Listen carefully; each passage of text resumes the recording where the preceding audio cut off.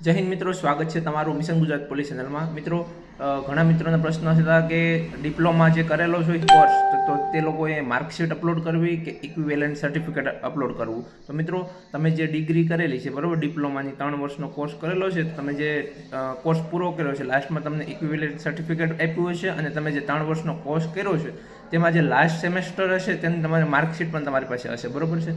તો તમે જે ઇક્વિવેલન્ટ સર્ટિફિકેટ છે તે તમારે અપલોડ કરવાનું નથી। જે તમારે 3 વર્ષનો તમે કોર્સ કર્યો છે ડિગ્રીનો, બરોબર, ડિપ્લોમા, તો જે લાસ્ટ સેમેસ્ટર છે એની માર્કશીટ હશે તમારી પાસે, તો તમે એ અપલોડ કરી શકો, બરોબર છે। અને કાંઈ બી બીજો આગળ પ્રશ્ન હશે તો ભરતી બોર્ડ તમને કહેશે। બાકી ઇક્વિવેલન્ટ સર્ટિફિકેટ અપલોડ કરવાનું નથી। 12 પાસ સમકક્ષ આપણે માર્કશીટ અપલોડ કરવાની છે। તો તમારી પાસે જે ડિપ્લોમાનું સર્ટિફિકેટ હોય એવી રીતે આ ડિપ્લોમા અને આઈટીઆઈ વાળા જે લોકો પાસે આવી રીતના ઇક્વિવેલન્ટ સર્ટિફિકેટ આપેલું હોય એ અપલોડ ના કરતા તમને 12માં જે માર્કશીટ આપી છે, બરોબર છે, 12 પાસ સમકક્ષ, તો એ અપલોડ કરજો, બરોબર છે। ચાલો, જે ડિપ્લોમા કરેલા હોય આઈટીઆઈ એને મોકલી આપજો। જય હિન્દ।